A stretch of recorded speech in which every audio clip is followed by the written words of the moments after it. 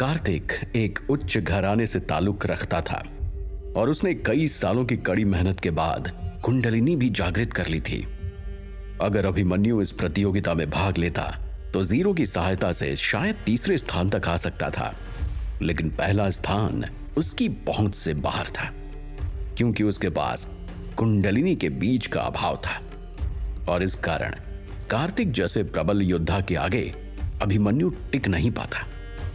यह प्रतियोगिता 2 साल में एक बार आयोजित होती थी और इसमें इनाम बहुत बड़ा रखा गया था, इसलिए दूर दराज के तलवारबाज भी इसमें हिस्सा लेने आए थे। हालांकि अभिमन्यु इस प्रतियोगिता के लिए बिल्कुल भी चिंतित नहीं था और उसे बिल्कुल भी परवाह नहीं थी कि प्रतियोगिता में क्या होने वाला है, क्योंकि उसका मकसद एक जादू के विद्यार्थी के रूप में कुछ दिनों बाद आने वाले नाव पर बैठकर जादुई स्कूल में प्रवेश लेना था। उसे इस प्रतियोगिता में जीतने या पहले आने का कोई मोह नहीं था। अभिमन्यु ने उनकी बात सुनना बंद कर दिया और ध्यान लगाकर अपना अभ्यास जारी रखा। तीनों छात्र प्रशिक्षण मैदान में आने पर अभिमन्यु को अभ्यास करता देखकर चौंक गए। यह अभिमन्यु है, भाषा विषय में इसकी प्रतिभा बहुत अद्भुत है। यह प्रोफेसर चक्रपाणी का सबसे प्रिय छात्र है और मैंने सुना है कि उन्होंने इसे अलग से भी बहुत कुछ पढ़ाया है। उनमें से एक स्टूडेंट ने धीमी आवाज में कहा। क्या हम इससे मिलें? दूसरे ने पूछा। नहीं, चलो उसे परेशान मत करो। मैंने सुना है कि वो एक प्रभावशाली तीरंदाज भी है। यदि हमारे स्कूल में तीरंदाजी की प्रतियोगिता हो तो ये अवश्य ही पहला आएगा। और मैंने ये भी सुना है कि ये ज्यादा दूसरों से बात नहीं करता। इसका पूरा ध्यान हमेशा खुद पर होता है और यहां वहां की बातें करने पर इससे गुस्सा भी बहुत जल्दी आता है। शुरुआत में कुछ छात्रों ने खुले रूप से यह कहा था कि अभिमन्यु उन्हें पसंद नहीं और कभी मौका लगने पर वो सब मिलकर इसे मारेंगे, पर इसकी ताकत देखने के बाद अब ऐसी बात कोई नहीं करता। तीसरे छात्र ने कहा। फिर उन्होंने लकड़ी की तलवार उठाकर अभ्यास करना शुरू कर दिया। अभिमन्यु ने भी अभ्यास करते करते अपने बारे में होती उनकी बातें सुनी और वो हंसा। उसे लगता था कि स्कूल में उसे कोई नहीं जानता, पर उनकी बातों से ऐसा लग रहा था जैसे छात्रों में वो बहुत प्रसिद्ध है। अगले कई दिनों तक स्कूल में काफी हलचल रही। इसका कारण कई सारी प्रतियोगिताएं और कार्यक्रम का आयोजन होना था। हर कोई अपनी अपनी तैयारियों में लगा हुआ था। प्रतियोगिता के लिए प्रशिक्षण मैदान को तैयार किया जा रहा था। कई सारी लड़कियों ने मिलकर उसको बहुत खूबसूरती से सजा दिया था तथा मुख्य अतिथियों और कुछ अन्य लोगों के लिए मंच से थोड़ी दूर बैठने की व्यवस्था की गई थी। चारों तरफ छात्रों का कोलाहल चलते रहता था। हर कोई प्रतियोगिता में भाग लेने वाले उत्कृष्ट उम्मीदवारों के बारे में अपनी अपनी राय रखते रहते थे, पर अभिमन्यु इन सब से अलग थलग अपनी दिनचर्या में व्यस्त था। उसको इन सारी चीजों में दिलचस्पी नहीं थी। तलवारबाजी का मैदान प्रतियोगिता के लिए व्यस्त होने के कारण उसने तीरंदाजी का अभ्यास जारी रखा और रात को सोने के बजाय वो अधिकतम समय ध्यान करने में बिताने लगा। हाल के कुछ दिनों में अभिमन्यु बहुत तेज गति से ध्यान में प्रगति नहीं कर पा रहा था। शुरुआत में सहन शक्ति में हुए 0.3 की वृद्धि के बाद आगे कोई खास उन्नति उसके गुणों में नहीं हो पाई थी, पर भले ही मूल रूप से उसके गुणों में वृद्धि ना हो रही हो, पर अपने अंदर वो कुछ ताकतों को विकसित होता महसूस जरूर कर पा रहा था। और अब वो लगातार 8 घंटे तक ध्यान की मुद्रा में आसानी से बैठ लेता था। नींद ना पूरी होने के बाद भी किसी तरह की थकान का अनुभव उसे बिल्कुल नहीं हो रहा था। इसके उलट अपने दिमाग में उसे और शांति तथा स्पष्टता महसूस हो रही थी। स्कूल के तीसरे छात्रावास के एक कमरे में कई छात्र एक साथ बातें कर रहे थे। अरे, मुझे नहीं पता था कि अभिमन्यु भी इसी स्कूल में पढ़ता है, एक छात्र ने कहा। अभिमन्यु कौन? अभिमन्यु चौहान, वो कामचोर प्लेबॉय, एक लड़का जिसका नाम कर्ण था, उसने आश्चर्यचकित होकर पूछा। हाँ वही। बाकी सभी लड़के हंसे। वो भगौड़ा बहुत खुशनसीब है कि प्रदेश से भागते वक्त ये मारा नहीं गया। वो इतना कमजोर है कि किसी छोटे कुत्ते के भौंकने पर भी सदमे में आ सकता है। छोटे बालों वाली एक लड़की ने कहा और वो हंसी। कांचनी, आप और आपके भाई कौन से विषय चुनेंगे? यहाँ की फीस वास्तव में महंगी है, इसलिए मैं सिर्फ पेंटिंग ही सीखने वाली हूँ। उसने अपने पीछे बैठी एक लड़की की ओर मुड़ते हुए पूछा। सुनहरे बालों वाली वो लड़की बेहद ही खूबसूरत थी और वो चाय पी रही थी। अरे वो छोड़ो, पहले मुझे ये बताओ कि अभी अभी तुम लोग किसकी बात कर रहे थे? अभिमन्यु चौहान, वो विजयनगर का राजकुमार था ना? कांचनी ने पूछा। हाँ, ये वही है। एक लड़के ने कांचनी के सवाल का जवाब दिया और उसने आगे कहा। पर अब वो कमजोर नहीं है, उसकी तीरंदाजी गजब की है। साथ ही साथ प्रोफेसर चक्रपाणी के साथ रहने के कारण उसको कई सारी भाषाओं का ज्ञान भी हो चुका है। हम सभी को शर्म आनी चाहिए कि हम ऐसा कुछ नहीं कर पा रहे। अच्छा, अभी का तो मुझे नहीं पता, पर पहले तो वो एक कमजोर कामचोर चूहा था। कांचनी ने हंसते हुए कहा। 5 दिन बाद। अभिमन्यु, क्या तुम कांचनी नाम की किसी लड़की को जानते हो? छात्रावास के भोजनालय में अभिमन्यु के बगल में नाश्ता कर रहे एक छात्र जिसका नाम रवि था, उसने अभिमन्यु से पूछा। अभिमन्यु इस लड़के को बहुत अच्छी तरह से तो नहीं जानता था, पर अक्सर वो दोनों साथ में ही नाश्ता करने बैठते थे, इसलिए थोड़ी बहुत बातें हो जाती थी। किंजल के अलावा पूरे स्कूल में सिर्फ रवि ही था जिससे उसकी हल्की फुल्की बातें हो जाती थी, और रवि ही वो लड़का था जो अभिमन्यु की अनुपस्थिति में छात्रावास में हुई घटनाओं का संक्षेप में वर्णन उसे दिया करता था। क्या कहा कांचनी? तुमने उसके बारे में क्यों पूछा और तुम उसे कैसे जानते हो? अभिमन्यु ने दिमाग पर जोर देते हुए पूछा।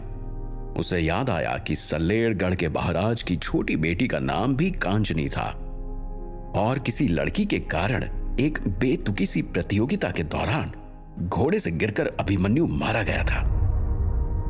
रवि ने सफेद रोटी पर मक्खन लगाकर उसका एक टुकड़ा दांत से काटते हुए जवाब दिया। उस लड़की ने अपने भाई के साथ अभी अभी दाखिला लिया है और कुछ दिनों पहले उनका विवेक से झगड़ा हो गया था और विवेक ने अपने पूरे दोस्तों के साथ उन्हें मारने और परेशान करने के लिए घेर लिया था। उनके पास बचने का कोई रास्ता नहीं था, तो उसने सबके सामने ये कहा कि तुम उसके मंगेतर हो, और विवेक मुझसे पंगा नहीं लेना चाहता था, इसलिए उसने दोनों को छोड़ दिया। जब ये सब हुआ तब मैं भी वहां खड़ा था और अब मुझे ये बात अचानक याद आई, इसलिए मैंने तुमसे पूछा। रवि ने मुस्कुराते हुए कहा। पर तुम्हारी बातों से ऐसा लगता है कि तुम उसे बिल्कुल नहीं जानते और उसने सिर्फ बचने के लिए तुम्हारे नाम का इस्तेमाल किया। अब उन दोनों की खिल्ली उड़ाने में बहुत मजा आएगा, रवि ने आगे कहा। वैसे तो रवि बहुत रईस परिवार से नहीं था, पर अपना क्षेत्र छोड़कर भागे अभिमन्यु जैसे छात्रों से अमीर था। अरे हाँ। अभिमन्यु ज्यादा कुछ नहीं कहना चाहता था, इसलिए वो हंस पड़ा और उसने सेब खाने के साथ साथ सोचना शुरू किया। चंदेल परिवार ने सलादीन आक्रमण की तैयारी नहीं की, इसलिए उनके मुख्य सैनिकों और सेनापतियों को भागते समय ही रास्ते में मार दिया गया। वो बहुत भाग्यशाली थे कि किसी तरह अपने परिवार के साथ अवधपुर तक जिंदा पहुंच सके। अब लड़की का पूरा नाम क्या है? अभिमन्यु ने पूछा। कांचनी चंदेल, रवि ने खाते खाते जवाब दिया। ओह अच्छा। अभिमन्यु ने सोचा और रवि की ओर देखकर मुस्कुराया। उसने आगे कुछ नहीं कहा और जल्दी से खाना खत्म करके भागते हुए अपने कमरे में वापस आया। उसके दिमाग में पुरानी सारी बातें घूमने लगी। वो ये सोचने लगा कि कांचनी का उसकी जिंदगी में वापस आने का क्या मकसद है। अगले 2 दिन बाद वो जादूगर संगठनों का जहाज अवधपुर पहुंचने वाला है और फिर 5-6 दिनों बाद वो वहां से रवाना हो जाएगा। अभिमन्यु अपने जाने की तैयारी करने में लगा हुआ था। वो जाने से पहले अपने पिता और परिवार से मिलने उनकी जागीर पे गया, जो उन्होंने अभी अभी थोड़े दिन पहले खरीदी थी। परंतु दुर्भाग्यवश वो उनसे नहीं मिल पाया, क्योंकि हाल ही में हुए डाकुओं के हमले के बाद वो उनके पीछे उन्हें मारने के लिए अपनी सेना के साथ जंगल की ओर गए थे। अभिमन्यु ने जाने से पहले सौम्या और मान्या के साथ अच्छा समय बिताया और अपने पिता के लिए एक चिट्ठी छोड़ी। वो वापस स्कूल में आ गया ताकि जहाज के आने तक वो अपनी तलवार और तीरंदाजी कौशल का अभ्यास कर सके और उसे निखार सके, ताकि बाकी समय ध्यान लगाकर वो जादू के क्षेत्र में आगे बढ़ता रहे। अभिमन्यु को समय बर्बाद करना बिल्कुल पसंद नहीं था। वो जानता था कि अभी उसे बहुत कुछ पाना है और वो हमेशा वही चीजें करता था जिससे वो अपने लक्ष्य के और नजदीक जा सके और किसी तरह वो अपनी शक्ति को बढ़ा सके। स्कूल में दोपहर का खाना खत्म करने के बाद अभिमन्यु सीधा तीरंदाजी मैदान में गया। प्रशिक्षण मैदान घास से भरा हुआ था और एक बड़े से तंबू के नीचे कई सारे लक्ष्य बने हुए थे और हर एक लक्ष्य के सीध में लगभग 100 मीटर दूरी पर धनुष रखा गया था। अभिमन्यु ने धनुष उठाया। दोपहर होने के कारण गर्मी बहुत थी और तेज गर्म हवाएं चल रही थी। जब अभिमन्यु प्रशिक्षण मैदान पर पहुंचा तब वहां पहले से ही कुछ लोग अभ्यास कर रहे थे। अभिमन्यु ने कुछ लड़कियों को मैदान में आते हुए भी देखा। उसने देखा, सलोनी, तुम क्या निशाना लगाना चाहोगी?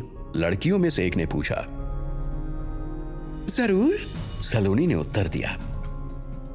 अभिमन्यु ने धनुष की प्रत्यंचा खींचे जाने और तीर छूटने की आवाज सुनी, पर वो तीर 20 मीटर की रेखा को भी पार नहीं कर पाए और जमीन पे जा धंसी।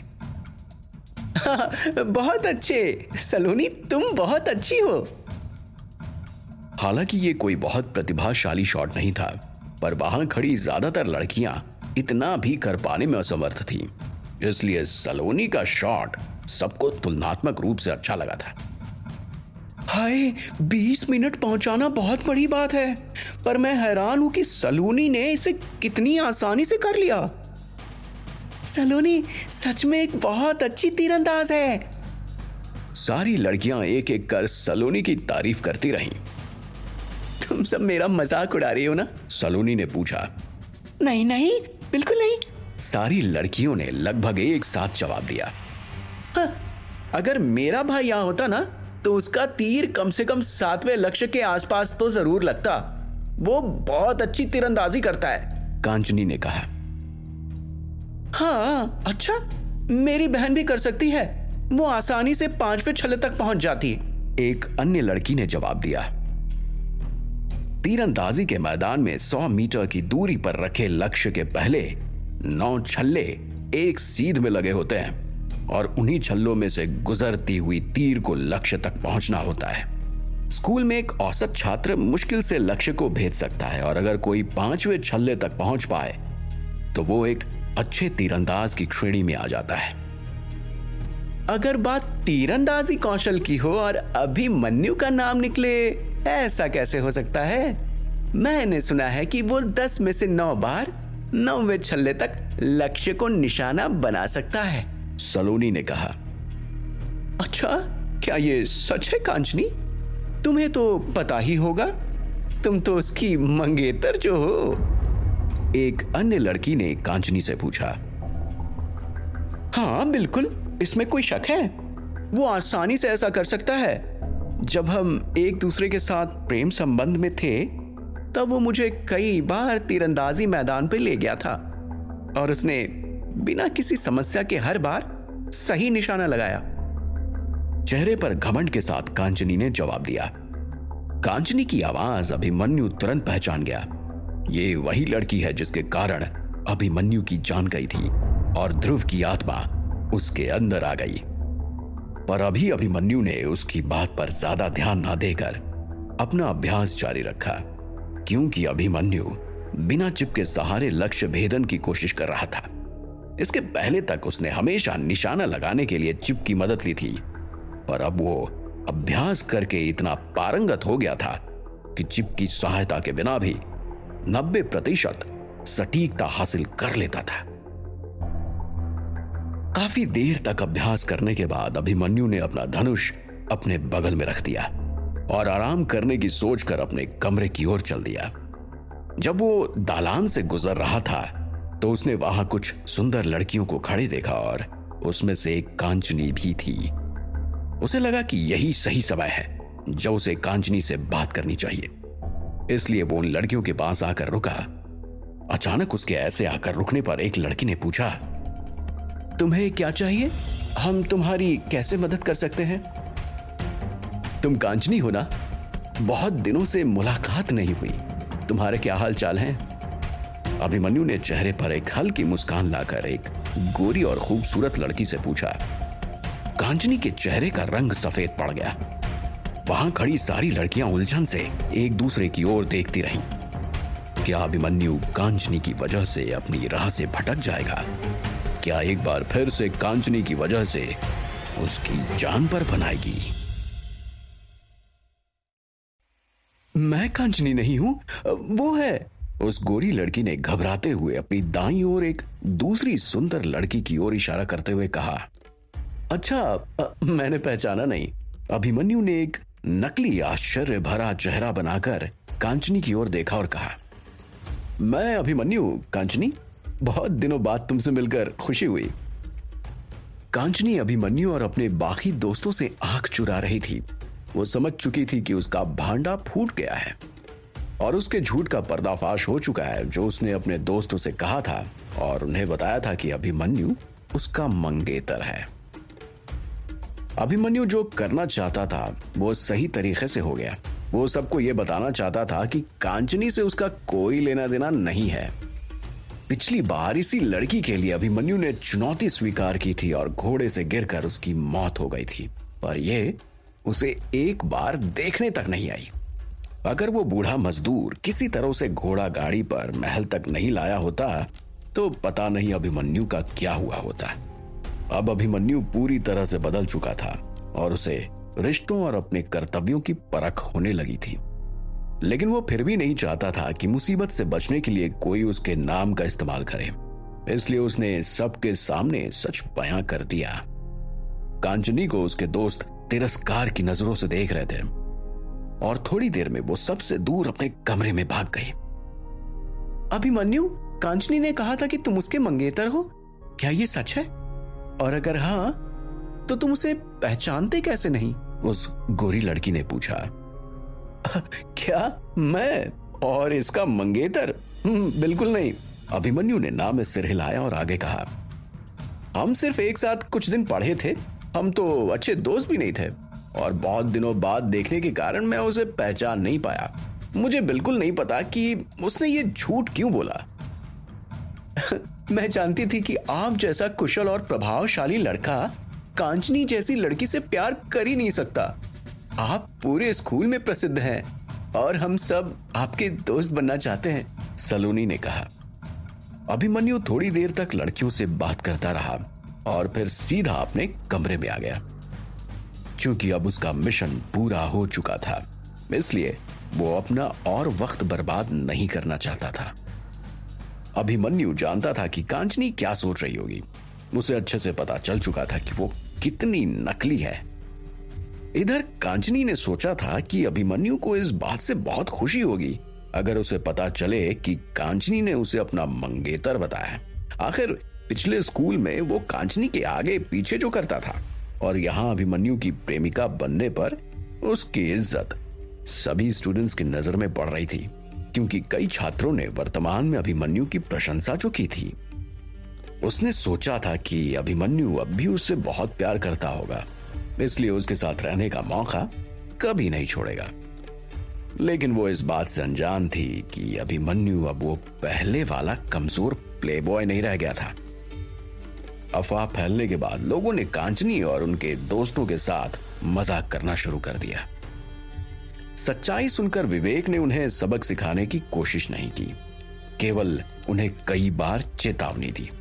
उसने कहा कि ऐसा इसलिए था क्योंकि वे अभिमन्यु को जानते थे, हालांकि अभिमन्यु खुद को इन मामलों से दूर ही रखना चाहता था।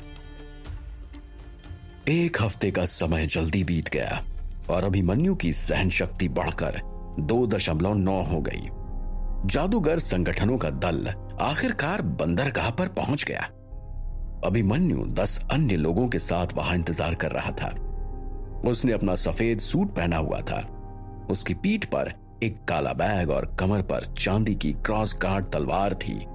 अभिमन्यु का शरीर सुडौल और मजबूत था, जिसने उसके आकर्षण को कई गुना बढ़ा दिया था। उसके बगल में प्रोफेसर चक्रपाणी और 2 अंगरक्षक खड़े थे। प्रोफेसर यहां इसलिए थे क्योंकि केवल वे ही जानते थे कि कौन सा दल जादूगर संगठनों का है। चक्रपाणी ये सुनिश्चित करना चाहते थे कि सब कुछ उनकी योजना के अनुसार ही हो। दोपहर का समय था। सूरज लगातार प्रकाश की किरणें बरसा रहा था, जैसे वो जमीन को झुलसाना चाहता। समुद्र की लहरों की तरह गर्मी अपने उफान पर थी। किसी भी जरूरत के लिए नैना से बात करना मत भूलना, मैंने उसे बोल दिया है, वो तुम्हारा ठीक से ख्याल रखेगी। प्रोफेसर चक्रपाणी ने पीछे से एक ऐसी भाषा में कहा जो बहुत लोग नहीं समझ सकते थे। अभिमन्यु ने संदेश सुनकर हाँ में सिर हिलाया और लगभग 40 और लोगों के साथ जहाज के अंदर चला गया। उन 40 लोगों में से कईयों को अभिमन्यु नहीं जानता था। अधिकांश लोग जहाज पर लदे सामान को उतारने चले गए और वहां सिर्फ 10 लोग ही बच गए।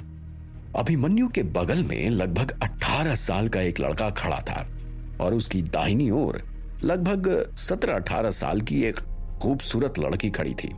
उसने सफेद रंग का पोशाक पहना हुआ था और आसपास उत्साहित नजरों से सभी को देख रही थी। इधर अभिमन्यु की नजरें 2 अजनबियों पर टिकी हुई थी। उनमें से एक लड़का सोने का कवच पहने हुए था। वो किसी राजसी परिवार का मालूम पड़ रहा था। चेहरे पर एक अप्रतिम आभा होने के कारण सभी लोग उसे ही देख रहे थे, जिस कारण से उसने अपनी ठुड्डी गर्व से ऊपर उठा रखी थी, मानो जैसे कि वो इस बात का आनंद ले रहा हो कि सभी का ध्यान उसी की ओर है। दूसरी एक लड़की थी जिसके चेहरे पर गंभीर भाव थे। वो इतने सारे लोगों के बीच बिल्कुल भी सहज महसूस नहीं कर रही थी। अभिमन्यु ने उसे देखकर यह अनुमान लगाया कि ये जरूर ही कोई मेहनती छात्रा है और दिखने में भी वो बहुत आकर्षक लग रही थी। एक दूसरी लड़की जिसकी उम्र लगभग 17 साल रही होगी, सुनहरा कवच पहने सबको स्वागत भरी नजरों से देख रही थी। अभिमन्यु समझ गया कि ये वही लड़की है जिसके बारे में प्रोफेसर चक्रपाणी ने बताया था, जो उसकी मदद करने वाली थी। वो लड़की किसी राजकुमारी जैसी लग रही थी। जब वो छोटी थी तब प्रोफेसर चक्रपाणी ने उसे भाषा की शिक्षा दी थी। वो उनकी तभी से बहुत इज्जत करती थी और इसी वजह से उनके कहने पर वो अभिमन्यु की मदद के लिए तैयार हो गई थी। नैना ने देखा कि अभिमन्यु उसी की ओर देख रहा है, इसलिए वो उसकी तरफ चल दी। आप अभिमन्यु चौहान है ना? नैना ने चेहरे पर बिना किसी भाव के पूछा। हाँ, तुम नैना हो, है ना? मैंने तुम्हारे बारे में स्कूल में प्रोफेसर चक्रपाणी से कई बार सुना है, अभिमन्यु ने विनम्रता से उत्तर दिया। जब नैना उसके करीब आई तो जीरो ने उसे एक चेतावनी संदेश भेजा, क्योंकि जीरो को उसमें से एक तीव्र चुंबकीय ऊर्जा का आभास हो रहा था। उसने बताया कि उस लड़की के पास एक ऐसी जादुई वस्तु है जिससे वो ऊर्जा निकल रही है। नैना, अरे मैंने आपका नाम पहले सुना है, पीछे से एक दूसरा युवक मुस्कुराते हुए बोला। मेरा नाम यश है और मुझे लगता है कि आपने भी ये नाम पहले सुना होगा, उसने आगे कहा। हाँ, आप यमन के शहजादे हैं, है ना? आपसे मिलकर खुशी हुई, नैना ने मुस्कुराते हुए कहा और उसकी ओर मुड़ी। यश के लिए भी जीरो ने अभिमन्यु को वैसी ही चेतावनी दी जो नैना के लिए दी थी। जाहिर है कि उसके पास भी कोई जादुई शक्ति वाली चीज थी। जीरो उनके अंदर से निकलने वाली ऊर्जा को भांप सकता था। सिर्फ एक जादुई वस्तु आपको अत्यधिक ताकतवर बना सकती है। अभिमन्यु ये बात बखूबी जानता था कि कैसे उस अंगूठी ने उसकी जान बचाई थी और वो उन अत्यधिक ताकतवर डाकुओं को मारने में कामयाब हुआ था। एक ऐसी लड़ाई के दौरान उसकी अंगूठी को देखकर 2 डाकू भाग गए थे, लेकिन अभिमन्यु ने उन्हें पीछे से मार डाला था। इस तरह की जादुई चीज युद्ध के दौरान दुश्मन के अत्यधिक ताकतवर होने के बावजूद उन्हें मारने के लिए काफी थी। शायद ही कोई शूरवीर और यहां तक कि परमवीर भी उसकी शक्ति से बच पाने में सक्षम हो पाए। इन दोनों के पास ऐसी जादुई चीजों का होना यह साफ संकेत दे रहा था कि वे अत्यधिक ताकतवर थे। यश और नैना एक दूसरे से बातें करने लगे और उनके आसपास के बाकी लोग भी उनके साथ जुड़ गए। पर अधिकतर समय यश और नैना ही बातें कर रहे थे। थोड़ी देर बाद उनकी बातें चल ही रही थी कि तभी काले वस्त्र में एक आदमी कुछ अंगरक्षकों के साथ वहां आया। उसने ऊपर से नीचे तक खुद को पूरी तरह से ढका हुआ था। चेहरे पर भी नकाब था, जिसमें से सिर्फ उसकी भूरी आंखें दिखाई दे रही थीं। अवधपुर के छात्रों, आप सभी का स्वागत है और मैं उम्मीद करता हूं कि आपको सारे नियम ठीक से पता है। उस व्यक्ति ने जोर से स्टूडेंट्स को संबोधित करते हुए कहा। जी, हम सभी को परीक्षा देनी है और फिर जिस भी जगह पर हमें उतरने के लिए चुना जाएगा वहां पहुंचने तक जहाज में शांति पूर्वक रहना है। यश ने आगे कदम बढ़ाया और झुककर अभिवादन किया। अभिमन्यु की तरह ही अधिकांश लोगों को इन सभी बातों के बारे में कुछ भी नहीं पता था। नियम बिल्कुल आसान है। आपको शांति बनाए रखनी है और भले ही आपके साथ कोई ऐसा व्यक्ति हो जिसे आप देखना नहीं चाहते हो या वो आपका दुश्मन हो, फिर भी आपको उसके साथ मित्रता पूर्वक ही रहना है। किसी प्रकार का मनमुटाव या लड़ाई बर्दाश्त नहीं की जाएगी। उस आदमी ने यश की बात पर सिर हिलाते हुए कहा।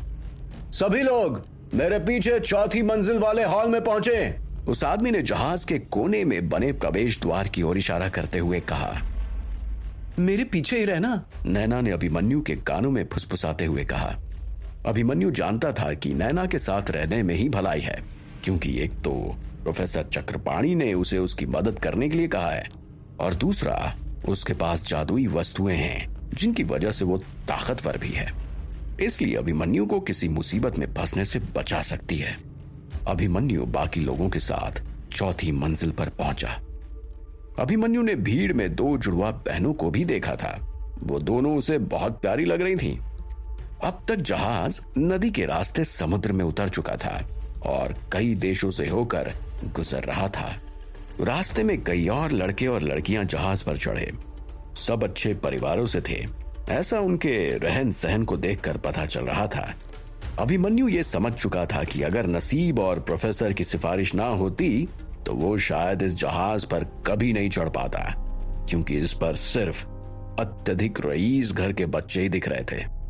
थोड़ी देर में सभी चौथी मंजिल के हॉल में पहुंच गए। दीवारें लाल लकड़ी से बनी थी और उन पर कई खूबसूरत पेंटिंग्स टंगी हुई थी। छत पर एक बड़ा भव्य झूमर भी था। उस पर कई जलती हुई मोमबत्तियां लगी हुई थी। हॉल पूरी तरह से खाली था, यहां तक कि कुर्सी या मेज भी नहीं रखे गए थे। वो आदमी हॉल के बीचों बीच खड़ा होकर सबकी ओर मुड़ा और उसने कहना शुरू किया। क्या यहाँ कोई ऐसा जादूगर छात्र है जिसकी उम्र 18 साल से कम है और वो तीसरे लेवल तक पहुंच चुका है? अगर हाँ तो वो इस तरफ मेरे पीछे आकर खड़ा हो जाए, उसने प्यार से कहा, मानो जैसे वो इतने प्रतिभाशाली स्टूडेंट से ऊंची आवाज में बोलकर उसे नाराज नहीं करना चाहता हो। उसकी बात खत्म होने पर 4 छात्र उसके किनारे आकर खड़े हो गए। उन चारों में से 2 यश और नैना थे और बाकी दोनों को भी अभिमन्यु ने पहले देखा हुआ था। उनमें से एक लड़की थी जिसने सफेद रंग की एक लॉन्ग फ्रॉक पहनी हुई थी और एक लड़का था जो देखने में बेहद ही साधारण लग रहा था। अभिमन्यु ने जब उसे पहली बार देखा था तो उसे बिल्कुल भी उम्मीद नहीं थी कि ये स्टूडेंट इतना प्रतिभावान है और तीसरे लेवल का जादूगर है। सभी अपना नाम और उम्र बताएं, काले कपड़े वाले नकाबपोश आदमी ने पूछा। यश 17 साल, नैना 17 साल, लीना 16 साल, मयंक 15 साल। वाह! आसपास के सभी लोग हैरान थे और सब उसी 15 साल के साधारण कपड़े वाले लड़के की ओर हैरानी से देख रहे थे। किसी को यकीन ही नहीं हो रहा था कि इतना साधारण दिखने वाला और इतनी कम उम्र का ये स्टूडेंट जादूगरी में इतना माहिर होगा। काले वस्त्र वाला वो आदमी भी मयंक की उम्र सुनकर पूरी तरह से चौंक गया था। वो भी उसे आंखें बड़ी बड़ी करके देख रहा था। क्या तुम सच में 15 साल के हो? उसने पूछा। हाँ, मेरा जन्मदिन पिछले महीने ही था। क्यों, कोई समस्या है क्या? मयंक ने पूछा। सभी ने मयंक को अलग अलग भावों से देखा। कोई उसे देखकर उत्साहित था तो कोई जलन की नजरों से उसे देख रहा था, पर हैरान हर कोई था। अभिमन्यु भी बाकियों की तरह अवाक था। ये लड़का उससे 4 साल छोटा है और पहले ही चरण 3 पर पहुंच चुका है। इसका भविष्य बहुत ही उज्जवल है, अभिमन्यु ने सोचा और महसूस किया कि जादू की दुनिया उसकी सोच से ज्यादा बड़ी और रहस्यमयी थी। मयंक नाम बताया ना? इतनी कम उम्र में इतना कुछ हासिल करना सबके लिए आसान नहीं होता। परीक्षा खत्म होने के बाद मैं अवश्य ही तुमसे मिलना चाहूंगा। तुम मेरे ऑफिस आ जाना। उस आदमी ने उत्साहित भाव से कहा। जी, मैं जरूर आऊंगा, मयंक ने सिर हिलाते हुए मुस्कुराकर कहा। अब लेवल 2 के जादूगर विद्यार्थी मेरे बगल में आए। उस आदमी ने मयंक से ध्यान हटाकर बाकियों की तरफ देखकर कहा। उसकी बात सुनकर 7 और लोग दाहिनी ओर उसके बगल में आकर खड़े हो गए। अभिमन्यु तथा 3 अन्य छात्र वही खड़े रहे। क्या इस जादुई नगरी में अभिमन्यु अपनी जगह बना पाएगा? अपने से ज्यादा काबिल जादूगरों का सामना अभिमन्यु किस तरह कर पाएगा? ठीक है, लेवल 3 के जादूगर विद्यार्थियों को परीक्षा देने की आवश्यकता नहीं। बाकी सारे लोग मेरे साथ आओ, उस आदमी ने सिर हिलाते हुए कहा। वो सबको हॉल के अंत में एक लकड़ी के दरवाजे के पास ले गया, जिसके अंदर सिर्फ अंधेरा था और कुछ दिखाई नहीं दे रहा था। दूसरे लेवल के जादूगर पहले अंदर गए और लगभग 20 सेकंड के बाद एक एक करके सब अंदर से बाहर निकले। सबके चेहरों पर अलग अलग तरह के रंग थे। कोई खुश नजर आ रहा था तो कोई मायूस, जैसा अमूमन किसी भी एग्जाम हॉल के बाहर छात्रों का होता है। अभिमन्यु की बारी आने में ज्यादा समय नहीं लगा। वो अभी तक ठीक से लेवल 1 तक भी नहीं पहुंचा था। उसे मिलाकर 4 लोग पहले लेवल पर थे। एक लंबे काले बालों वाली लड़की अभिमन्यु के पहले अंदर गई और चेहरे पर एक निराश भाव के साथ बाहर निकली। उसकी आंखों में आंसू थे। उसे ऐसा देखकर लेवल 1 के बाकी जादूगर डर गए। कोई भी पहले नहीं जाना चाहता था। अगला कौन? जल्दी अंदर आओ, वो आदमी चिल्लाया। अभिमन्यु ने बाकी 2 छात्रों को देखा और उसने साहस कर पहले जाने का फैसला किया। वो लकड़ी के दरवाजे के ठीक सामने पहुंचा तो एक अजीब सा डर और झिझक महसूस कर वो 1 सेकंड के लिए रुका, पर फिर हिम्मत कर अंदर चला गया। क्या मेरी आवाज सुनकर तुम समझ पा रहे हो कि मैं कहां हूं? उस आदमी की आवाज सभी दिशाओं से आती सुनाई दे रही थी। अभिमन्यु ने ध्यान से सुना और कुछ समझ नहीं आने पर चिप की सहायता लेने की सोची। जांच जारी। ध्वनि तरंगे सभी दिशाओं से आ रही हैं, पर 4 जगहों से मुख्यतः आवाज आती हुई समझ आ रही है। पूरी तरह से कोई ठोस स्थान नहीं मिल पा रहा है, जीरो ने सूचना दी। जीरो को सुनकर अभिमन्यु बहुत परेशान हो गया, क्योंकि अब वो बहुत हेल्पलेस महसूस कर रहा था। शायद तुम्हें कुछ समझ नहीं आ रहा है ना? उस आवाज ने पूछा। मेरी आवाज किस दिशा से आ रही है? बताओ। कुछ भी उत्तर नहीं है क्या तुम्हारे पास? उसने पूछा। मुझे सभी दिशाओं से आवाज आ रही है, अभिमन्यु ने उत्तर दिया। ऊपर या नीचे? तुम्हें कहां से आवाज आती सुनाई दे रही है? फिर से उस आवाज ने पूछा। नहीं पता चल रहा, अभिमन्यु ने साफ लहजे में कहा। अच्छा ठीक है, मुझे तुम्हारी सच्चाई और ईमानदारी पसंद आई। तुम्हारा नाम क्या है? उसने फिर से पूछा। अभिमन्यु चौहान, अभिमन्यु ने कहा। प्रतिभा के 5 अलग अलग लेवल हैं। आप लेवल 1 पर हैं और प्रतिभा में आपका लेवल 2 है। अब आप जा सकते हैं, उस व्यक्ति ने कहा। अभिमन्यु को अधिक कुछ समझ नहीं आया और उसे थोड़ी निराशा भी हुई। निकलने से पहले उसने झुककर अंधेरे में उस अदृश्य व्यक्ति का अभिवादन किया। कमरे के बाहर आने पर अभिमन्यु के चेहरे की हालत देख बाकी 2 बचे छात्रों का डर थोड़ा और बढ़ गया। बहरहाल वे फिर भी अंदर गए और परीक्षा दी। परीक्षा समाप्त होने के बाद काले वस्त्र पहना हुआ व्यक्ति कमरे से बाहर आया और उसने मुड़कर सभी स्टूडेंट्स को देखा और कहा, आप सभी को बहुत मेहनत करने की जरूरत है, खासकर लेवल 1 के जादूगर विद्यार्थियों को। आपके बहुत अधिक मेहनत करने के बाद भी आपको काफी अधिक समय लग जाएगा। एक अच्छे स्तर का जादूगर बनने में। आप जान लीजिए कि आपका आगे का रास्ता पूरी तरह से कांटों से भरा होगा। आगे आने वाली मुश्किलों का सामना करने के लिए तैयार रहें। उसके ऐसा कहने पर सब एक दूसरे को देख रहे थे और कुछ को छोड़कर सभी के चेहरे पर निराशा और डर साफ देखा जा सकता था। अभिमन्यु भी अब तक समझ चुका था कि जादूगरी कितना बड़ा समंदर है, जिसका अभी तक उसने सिर्फ एक कलश भर ही पानी पिया है और उसे कितना लंबा रास्ता तय करना बाकी है, जो कि बहुत कठिन है। वो भी खासकर दूसरे लेवल की प्रतिभा के साथ उसकी प्रगति बहुत धीमी होने वाली थी। तीसरे लेवल के जादूगर आपके कमरे पहली मंजिल पर होंगे और लेवल 2 के जादूगर दूसरी मंजिल पर रहेंगे। आप सबके कमरे तैयार हैं। बाकी बचे लोग 5वीं मंजिल पर जाएं और अपनी पसंद का कोई भी कमरा चुन लें। इस मंजिल पर खाने और नहाने के लिए हॉल तथा कमरे हैं। जहाज पर बाकी कमरे भरे हुए हैं और वहां दूसरे देश के लोग हैं। यदि मौत से खिलवाड़ करने का शौक ना हो तो बेमतलब ऊपर की मंजिलों पर ना जाएं। वहां कई खतरनाक जादूगर और जादुई शक्तियां हैं। अगर आप उनसे छेड़खानी नहीं करेंगे तो वो भी आपको परेशान नहीं करेंगे, यहां तक कि वो नीचे भी नहीं उतरेंगे। भलाई इसी में है कि आप भी ऊपर जाकर उन्हें निमंत्रण ना दें। जहाज की निगरानी करने का काम मेरा है, तो अगर किसी को भी कोई प्रश्न या समस्या हो तो वो मेरे पास सीधा आ सकता है। किसी को कुछ पूछना है? अगर नहीं तो आप अपने अपने कमरों में अभी जा सकते हैं। खाने के लिए आपको समय पर बुला लिया जाएगा। काले वस्त्र पहने हुए व्यक्ति ने हॉल से बाहर निकलते हुए कहा। चलो ठीक है, अच्छी बात है, हम अपने अपने कमरे ढूंढकर सेटल हो जाते हैं, किसी एक छात्र ने कहा और सब बताए अनुसार अपने अपने कमरों की ओर चल दिए। सभी 3 समूहों में विभाजित थे, लेवल 1, 2 और 3। अभिमन्यु लेवल 1 के बाकी छात्रों के साथ कहे अनुसार 5वीं मंजिल की ओर चल पड़ा। जाने का रास्ता बहुत संकरा था।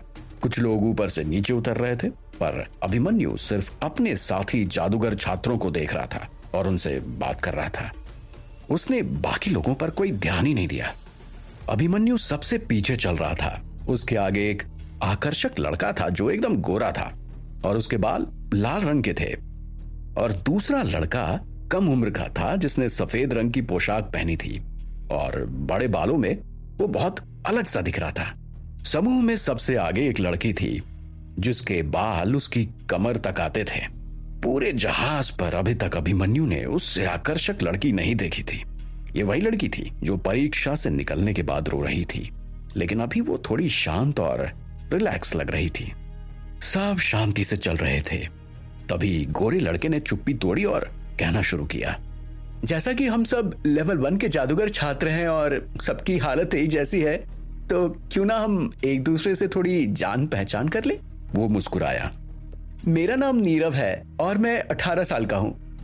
ऐसा करते हैं कि हम अपनी फैमिलीज के बारे में बात नहीं करते हैं, क्योंकि इससे क्या फर्क पड़ता है कि हम कहां से आते हैं, है ना? उस गोरे लड़के ने आगे कहा। मैं रुद्रा, 15 साल, लेवल 2।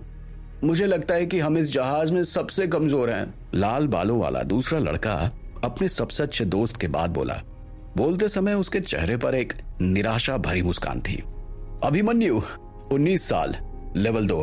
पर मुझे नहीं लगता कि लेवल इतना मायने रखता है। हम युवा हैं, इसलिए हमारे पास अभी भी बहुत कुछ कर पाने का पर्याप्त समय है। अभिमन्यु माहौल को हल्का करने और सभी को उत्साहित करने के इरादे से ऐसा बोलते हुए मुस्कुराया। अगर तुम्हें कुछ पता नहीं है तो अच्छा होगा कि अपना मुंह बंद रखो। सबसे आगे जा रही लड़की मुड़ी और उसने गुस्से में कहा, क्या तुम जानते हो कि पहले लेवल के नौसिखिए जादूगर को दूसरे चरण तक पहुंचने में कितना समय लगता है? हमें कम से कम 2 साल लग जाएंगे, क्योंकि हम बहुत प्रतिभाशाली नहीं हैं उन लोगों की तुलना में जो पहले से ही लेवल 2 या 3 पर हैं। वे हमसे बहुत आगे हैं। 2 साल में तो वो असली जादूगर बन जाएंगे। स्कूल और जादुई संगठन उन्हें ज्यादा संसाधन तथा सुविधाएं देंगे, लेकिन हमारा भविष्य अंधकारमय है। वो लड़की घोर निराशा भरी आवाज में लगभग चिल्लाते हुए बोली। अच्छा, तो तुम जानती हो कि असली जादूगर कैसे बनते हैं? और अगर तुम्हें सब पता ही है कि हमारा कुछ नहीं हो सकता, तो तुमने स्कूल में दाखिला ही क्यों लिया? थोड़ा गुस्सा होते हुए अभिमन्यु ने भी चिल्लाकर कहा। मैंने सिर्फ इतना कहा कि वे हमसे अधिक प्रतिभाशाली हैं और वो हमसे अधिक तेजी से प्रगति करेंगे। अब लड़की थोड़ा शांत होते हुए बोली, मैं अपने रवैये के लिए माफी मांगती हूं, पर मैं थोड़ा उदास महसूस कर रही थी। उसने कहा। कोई बात नहीं, तुम बिल्कुल उदास ना हो। हर मुश्किल मंजिल का रास्ता होता है, इसलिए उम्मीद का साथ नहीं छोड़ना चाहिए। अगर मैं तुम सबको अपनी कहानी बताऊं तो तुम्हें लगेगा कि इस दुनिया में असंभव कुछ भी नहीं, बस हिम्मत मायने रखती है। और हम सब लगभग एक ही नाव में सवार हैं और चुनौतियां भी लगभग एक सी आएंगी। हम एक दूसरे की सहायता से आगे बढ़ने की कोशिश करेंगे, ज्यादा परेशान मत हो। अभिमन्यु ने मुस्कुराकर जवाब दिया। अरे शांत हो जाओ दोस्तों, तुमने अपना परिचय नहीं दिया। रुद्रा ने उस लड़की से कहा। जीवा, उम्र 17 साल, लेवल 1, उसने झिझकते हुए उत्तर दिया। इतना सुनते ही रुद्रा और नीरव ने बात करना बंद कर दिया। अब उन्हें उस लड़की पर दया आ रही थी। लेवल 1, इसलिए ये इतनी परेशान और निराश थी। नीरव ने अभिमन्यु की तरफ मुड़कर धीमी आवाज में बोला, क्या तुम मुझे बता सकते हो कि अलग अलग लेवल का क्या मतलब होता है? इस बारे में मैं बिल्कुल नहीं जानता, अभिमन्यु ने कहा। कुछ जादूगरी किताबों के हिसाब से ध्यान में आप कितनी तेज प्रगति करते हैं ये लेवल से समझ में आता है। लेवल 5 वालों की क्वालिटी सबसे बढ़िया होती है और जिन्हें भी इस लेवल तक सबसे तेजी से पहुंचना होता है वे 1 वर्ष के भीतर तीसरे लेवल तक पहुंच जाते हैं। उनके असली जादूगर बनने की संभावना बहुत अधिक होती है। लेवल 4 के केवल आधे छात्र ही वास्तविक जादूगर बन पाते हैं। लेवल 4 के नीचे के छात्रों के लिए असली जादूगर बनना बहुत मुश्किल होता है। लेवल 3 के छात्रों में से केवल 4% छात्र ही वास्तविक जादूगर बन पाते हैं और 2 वालों में से सिर्फ 1%। जिनका लेवल 1 है उनकी संभावना तो लगभग ना के बराबर है। शायद 1000 या 10,000 में से ही कोई एक वास्तविक जादूगर बन पाएगा। लेवल 1 वाले छात्र जितनी प्रगति 1 महीने में करेंगे उतना करने में लेवल 2 और 3 वाले छात्रों को सिर्फ 1 दिन लगेगा। ये निश्चित रूप से बहुत बड़ा अंतर है। नीरव ने मुस्कुराते हुए अभिमन्यु को समझाया। अभिमन्यु ने सिर हिलाया। यह सब सुन वो उदास महसूस कर रहा था। वास्तव में जादूगर लेवल 1 वाले लोगों की परवाह नहीं करते हैं, इसलिए वो उन्हें बाकियों से अलग एक साथ रखते हैं। उनसे उन्हें कोई खास उम्मीदें नहीं होती। नीरव ने कहा। तो क्या जीवा कुछ नहीं कर पाएगी? रुद्रा ने पूछा। हाँ शायद, नीरव ने कहा। अभिमन्यु ने जीवा की तरफ देखा। वो अपनी नजरें चुरा रही थी और ऐसा लग रहा था कि उसने उनकी बातें सुन ली हैं। लेवल 1 तक पहुंचने में उसे 5 साल का वक्त लग गया। ये कितने अफसोस की बात है। काश मैं उसके लिए कुछ कर पाता। नीरव ने धीमी आवाज में कहा ताकि जीवा ना सुन सके। उसे सच में उसके लिए बुरा लग रहा था। लेवल पर हुई इस बातचीत के बाद उन्होंने फिर कभी इस मुद्दे पर दोबारा बात नहीं की, क्योंकि इससे सभी दुखी थे। वे सब 5वीं मंजिल पर पहुंच चुके थे। यहां पूरी तरह अंधेरा था और एक भी मोमबत्ती नहीं जल रही थी, पर जीवा बिना संकोच आगे बढ़ने लगी। दरअसल उसके हाथों में 2 काले पत्थर थे जो एक दूसरे पर रगड़ खाने पर चमक कर प्रकाश दे रहे थे और उसी से वो आगे का रास्ता दिखा रही थी। ये क्या है? नीरव ने उत्सुकता से पत्थरों को घूरते हुए पूछा। चमकीले पत्थर, ये एक साधारण जादुई वस्तु है, जीवा ने हल्के स्वर में उत्तर दिया। अभिमन्यु ने पत्थरों को देखा और 0 से उसकी जांच करने को कहा। जांच के परिणाम से पता चला कि उनमें एक निश्चित मात्रा में प्रकाश ऊर्जा थी, जिसकी वजह से वो चमक रहे थे। लेकिन ऊर्जा की मात्रा इतनी कम थी कि वो सिर्फ एक मशाल का काम कर सकते थे और कुछ नहीं। वे जल्दी से रहने वाले कमरों के पास पहुंचे। आसपास रोशनी के अलावा कोई और इंसान नहीं था जो उनकी कोई मदद कर सके। अभिमन्यु ने किसी तरह अनुमान लगाकर एक कमरे का दरवाजा खोला। दरवाजा खोलते ही अंदर से सीलन की तेज बदबू आई। ऐसा लग रहा था कि इस मंजिल पर बहुत दिनों से कोई नहीं रह रहा था और अब केवल यही 4 लोग रहने के लिए आए थे। इसलिए उन्होंने आसपास का ही कमरा चुना ताकि किसी भी अप्रिय स्थिति में वो सुरक्षित रह सकें। नीरव ने अभिमन्यु के सामने वाले कमरे को चुना और जीवा तथा रुद्रा आमने सामने वाले कमरे में चले गए जो अभिमन्यु के बगल में था। अभिमन्यु ने एक तेल का दीपक जो मेज पर पहले से ही रखा हुआ था उसे जलाया। जीवा के चमकीले पत्थरों की मदद से वो ये चीजें देख पाया था। जीवा एक एक करके सबके कमरे में गई और पत्थर की सहायता से सबने अपने अपने कमरे की दीप और मोमबत्तियां जलाईं। अभिमन्यु ने अपने कमरे में चारों तरफ नजर दौड़ाई। ये एक साधारण सा कमरा था, एक पलंग, 2 कुर्सियां और एक छोटा सा लकड़ी का मेज। पानी के कारण सारी चीजों पर फफूंद लग चुकी थी और इसलिए वहां से बदबू आ रही थी। क्या बकवास है, सिर्फ इसलिए क्योंकि मेरे पास कम प्रतिभा है मुझे ऐसे कमरे में रहना होगा। अभिमन्यु ने अपना सिर हिलाया और कमरे से बाहर निकल गया। उसने देखा कि बाकी लोग भी कमरे के बाहर आ चुके थे। उन्होंने थोड़ी देर कमरे को खुला रहने दिया ताकि हवा की वजह से इतने दिनों से बंद पड़े कमरों की सीलन थोड़ी कम हो जाए। इतनी सारी चुनौतियों को अभिमन्यु कैसे पार करेगा और कैसे जल्द से जल्द वो एक अच्छे लेवल का जादूगर बन अपने गुणों को और बढ़ा पाएगा ताकि अपने पिता के साथ मिलकर फिर से वो कोई साम्राज्य खड़ा कर सके।